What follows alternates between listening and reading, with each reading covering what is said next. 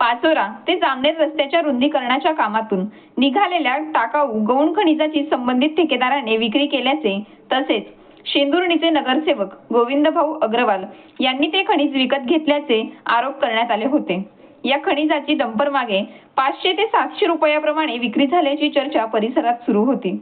मात्र या आरोपांची दखल घेत शेंदुर्णीचे नगराध्यक्ष गोविंदभाऊ अग्रवाल यांनी स्पष्टीकरण देत सर्व आरोपी फेटाळून लावले असून या प्रकरणाशी आपला कोणताही संबंध नसल्याचे स्पष्ट केले आहे। समाजामध्ये आमची प्रतिमा खराब होईल अशा दृष्टीने, वातावरण खराब होईल अशा दृष्टीने चुकीचं वृत्त पसरवलं गेलं 2-3 दिवसापूर्वी, जेव्हा की मी हॉस्पिटलला चेकिंगसाठी गेलो होतो मुंबईत आणि सांगितलं गेलं की बा रस्ता खोदला गेला, रस्ता खोदून त्याचं मटेरियल गरीब भाऊच्या माध्यमातून गडकरी साहेबांच्या मागे लागलो, नागपूर गेलो, पुणे गेलो, मुंबई गेलो, दिल्ली गेलो आणि रस्ते सँक्शन करून आणले। आणि रस्ते सँक्शन करून आणल्यानंतर काळजीपूर्वक त्याचे टेंडर निघाले, काढले आणि टेंडर मध्ये असं असतं, सगळ्या पत्रकारांच्या माहितीसाठी सांगतो की तुम्ही जे काही खोदकाम करणार आहे आणि जे काही मटेरियल वेस्टेज निघणार आहे ते मटेरियल तुमच्या पद्धतीने तुम्ही इथून न्या, समुद्रात फेका का कोणालाही द्या का काही करा, त्याच्याशी सरकारचा काय किंवा डिपार्टमेंटचा काय संबंध आहे? ते जे वेस्टेज मटेरियल निघतंय तर त्यांना बाजूला करावं लागेल, तेव्हाच नवा रस्ता होईल ना, तेव्हाच नवा रस्ता होईल। याच्यासाठी काही वेळेला ह्या ठेकेदारांना स्वतंत्र जमिनी घ्याव्या लागतात भाड्याने, जेव्हा शेतकरी आजूबाजूचे टाकू देत नाही, कारण ते डांबर असतं, ते टाकलं की पिकत नाही।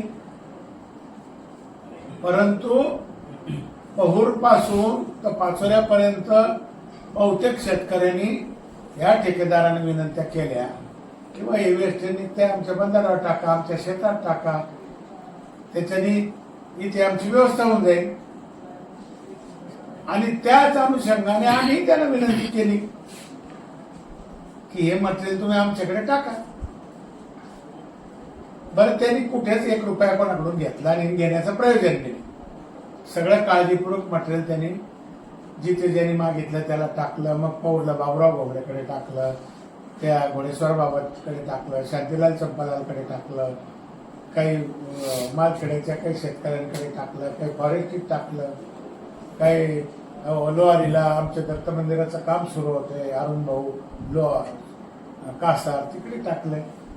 जिथे जिथे त्यांना जागा भेटली आणि लोकांनी विनंती केली त्या ठिकाणी त्यांनी सगळ्यांनी मटेरियल टाकलं। बरं, मटेरियल खोदलं आणि टाकलं, ज्याचं मटेरियल होतं त्यांनी टाकलं। याचा काय रोल आहे त्याच्यामध्ये, यांचा काय संबंध आहे त्याच्यामध्ये? हे कोण आहे त्याच्यात? ही मंडळी आहे कोण? यांचा काय रोल आहे? आणि म्हणजे सरकारची खडी चोरून नेली, रेती चोरून नेली, अमुक नेली, तमुक नेली, ते तर ठेकेदाराचं काम सुरू आहे ना। आणि आता रेती खडीचं काम विलास भाऊ होत नाही, आरएमसी प्लांट आहे सगळे, बरोबर आहे ना? आरएमसी प्लांट तयार होऊन होता ते त्यांच्या त्या याच्यामध्ये पेशंट करून आणि ते डंपर टाकले ओतले जातात, ते मोठे मोठे कंटेनर, काय म्हणतात त्याला, ते मिक्सर, ज्याचा काही संबंध नाही तो माणूस हा विषय उचलतोय। बरं, स्वतःचं आत्मचिंतन या माणसाने केलं पाहिजे ना, काही सार्वजनिक योगदान, सार्वजनिक काम, काय समज, काहीतरी नवीनच उभं करायचं, काहीतरी नवीन उभं करायचं, वातावरण खराब करायचं। आणि मी तुम्हाला सांगू का, इतक्या उपरबी तुमच्या माध्यमातून आम्ही त्यांना जाहीर आवाहन करतो, त्यांची फार मोठी जंत्रे आमच्याकडे, त्यांचे सगळे कारनामे आमच्याकडे आहे, आम्हाला त्या विषयात जायचं नाही। तुमच्या माध्यमातून आम्ही त्यांच्यापर्यंत मेसेज पोहोचवतोय की तुम्ही तरुण आहात, तुम्ही याच्यामध्ये शक्ती वाया घालवू नका, विधायक काम उभं करा, या गावाच्या काहीतरी उपयोगी पडा, या गावाची शांतता भंग होईल असं काही काम करू नका. लोक क्षणिक लोकांची कर्म बोल जाते, पण तुमची बुद्धीची लोक क्यों करतात, किंवा अशा अर्थाने करतात की जिथे आपला काही संबंध नाही, अमुक नाही तमुक नाही, तिथे आपण विनाकारण लोक घालतो. आता आम्हाला तर अनेक प्रकारचे कायदेशीर सगळ्या कारवाया करायला आम्ही मोकळे. आमच्या सरपंचांनी चोरलं त्यांच्यावर गुन्हे दाखल करा, तुम्हालाच करता येतं का? आमची मानाने केली नाही का तुम्ही? आम्हाला सगळ्या प्रकारचे करता येते. सगळ्या प्रकारचे आमच्या हायकोर्टाच्या वकिलाशी याच्याशी त्याच्याशी सगळ्या चर्चा आमच्या झाल्या आहेत. परंतु दिग्विजय भाऊ आम्हाला याच्यात शिरायचंच नाही, जायचंच नाही. त्याचा धर्म आहे, त्याने केलाय, करू द्या. आम्ही या रस्त्याने जाणारच नाही. ही वैफल्यग्रस्त मंडळी जी आहे ना, यांचा एकच हेतू आहे की माननीय या सगळ्या मंडळीचा हेतू असा आहे की नगराध्यक्ष बरं का विचलित झाले पाहिजे, त्यांनी चिडचिड केलं पाहिजे, त्यांनी विकासापासून दूर केलं पाहिजे. परंतु अशा प्रवृत्तीला आम्ही भीक घालत नाही आणि आमची मानसिक स्थिती आम्ही कधीच खराब होऊ देत नाही. आम्ही दटून काम करतोय. आम्ही आता 15-1 वर्ष झाले, 15-20 वर्ष झाले सत्तेत आलो. याच्या विरुद्ध, याच्या आधी तर आम्ही विरोधातच होतो.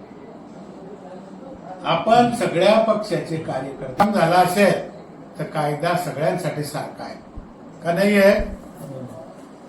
काही चुकीचं झालं असेल आणि संबंधित डिपार्टमेंट आहे ना याची दक्षता घ्यायला तयार आहे ना करायला. जो ठेकेदार आहे त्यांनी स्वतःहून सगळ्या ठिकाणी मुरमो टाकले, त्याचं काही म्हणणं नाही, घेणं नाही, देणं नाही. तुम्ही त्रयस्तच माणसं. चोरलं काय चोरलं, कशाचं चोरलं, कुठे चोरलं, कोणतं चोरलं? हे वेस्टेज मटेरियल चोरलं म्हणता का? त्यांच्या डंपरने राज मान्य अख्ख्या पाचोऱ्यापासून पौरपासून पाचोऱ्यापर्यंत नाही, अख्ख्या देशात टाकणं लावलं. तोंडापूर, फतेपूर, जळगाव, चाळीसगाव रस्ते सगळ्या ठिकाणी टाकणं लावलं. की अशा प्रकारच्या प्रवृत्तीला आपण वेळेच आवर घातलं पाहिजे. आपल्याला या गावामध्ये प्रचंड कामं आपल्याला उभी करायची. मी याला त्याची घोषणा होईल. आम्ही त्याच्या जागेच्या शोधात आहे. आम्हाला वरतून वरिष्ठ अधिकाऱ्यांनी सांगितलं की बा आता जे तहसीलदार बसतील, RNT बसतील, रजिस्ट्रार ऑफिस होईल, संजय निराधारचे होतील, या लोकांना जागा शेअर तुम्ही उपलब्ध करून द्या. अहो आम्ही या सगळ्या विमानचेत आहे आणि आम्ही आमचे नेते आदरणीय दादासाहेब संजयराव गरुड, आमचे नेते आदरणीय इथे गिरीश भाऊ महाजन, गावचे सगळे आपण प्रमुख मंडळी बसून हे सगळ्या ऍडिशनल तहसील कार्यालयाच्या संबंधी ज्या ज्या काही अडचणी येणार आहे ते आपण सामूहिक सोडवणार. या ठिकाणी आयुष्याचं भलं या गावाचं होऊ नये. तहसील कार्यालय होतं,